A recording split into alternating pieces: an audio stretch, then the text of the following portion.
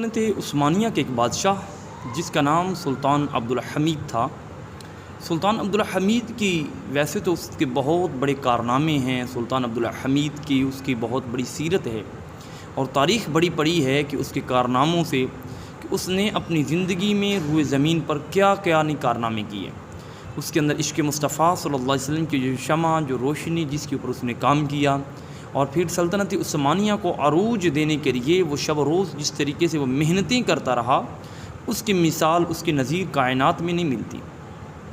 الغرض اس کائنات میں بڑے بڑے شخص آئے، بڑے بڑے لوگ آئے کہ جو آ کر آقا علیہ السلام کے دین اسلام کی تبلیغ و ترویج کرتے رہے۔